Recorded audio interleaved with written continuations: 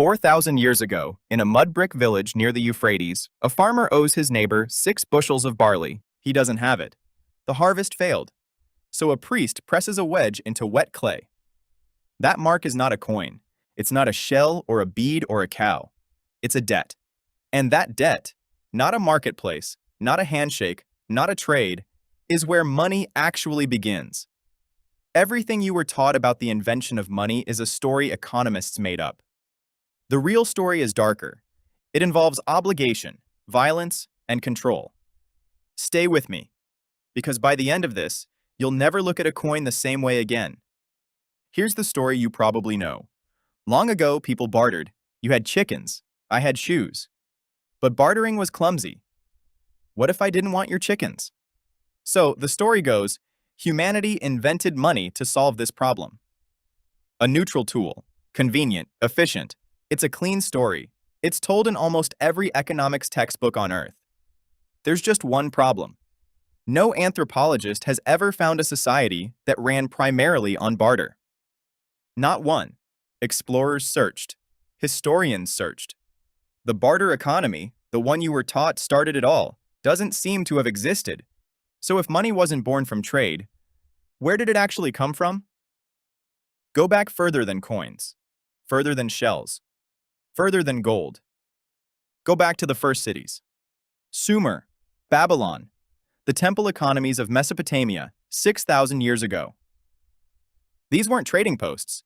They were bureaucracies, massive ones, run by priests and palace officials who tracked everything: grain, livestock, labor, beer. And they tracked it the only way a society without coins could. They wrote it down. Clay tablets, thousands of them, dug out of the sand, record who owes what to whom.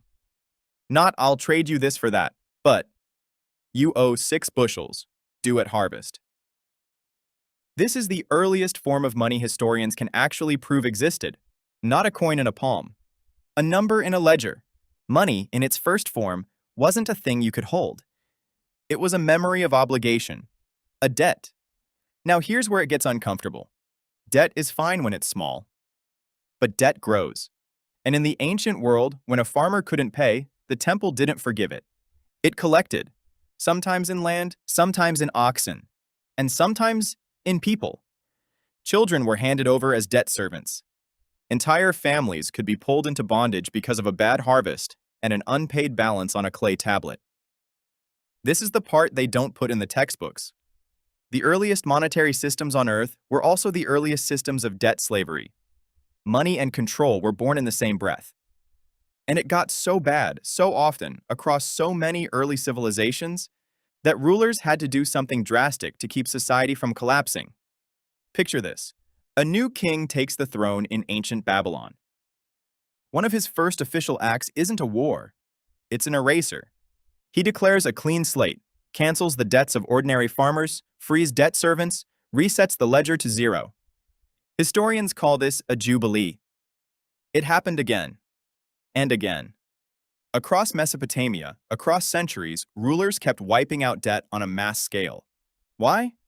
Because when debt keeps compounding unchecked, people don't just lose their land, they revolt. Debt jubilees weren't generosity. They were a pressure valve, a way to reset the system before the system broke the people holding it up.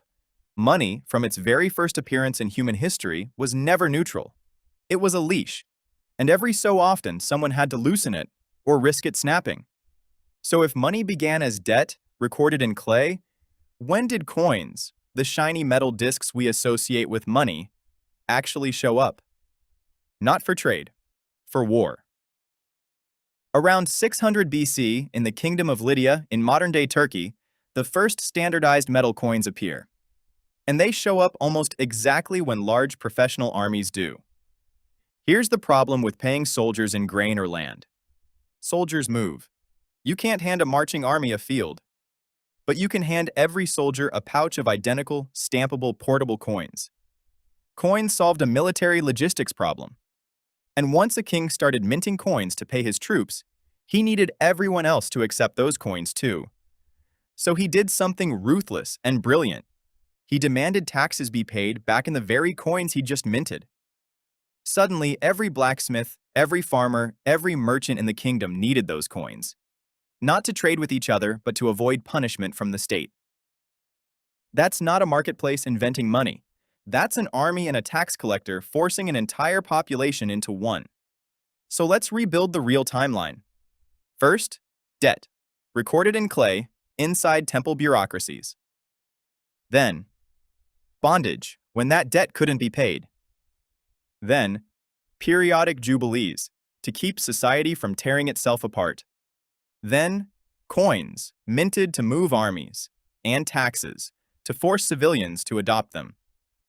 Trade didn't create money, power did. And here's the part that should unsettle you. That structure never went away. Modern currency is still fundamentally a debt. Look at any paper bill in your wallet. It's not backed by gold anymore. It's backed by a promise. A government's promise that the number printed on it means something. Every dollar in circulation exists because someone, somewhere, borrowed it into existence through a bank. The clay tablet became paper. The temple became a central bank. The debt never left, it just changed shape. That farmer in ancient Mesopotamia, pressing his thumb into wet clay because he couldn't pay for barley, he wasn't using a primitive version of money. He was standing at the exact center of what money has always been. Not a tool for trading chickens for shoes. A tool for tracking who owes whom, and what happens when they can't pay. Money was never invented to set us free to trade. It was invented to bind us to each other. And it's been quietly doing that ever since.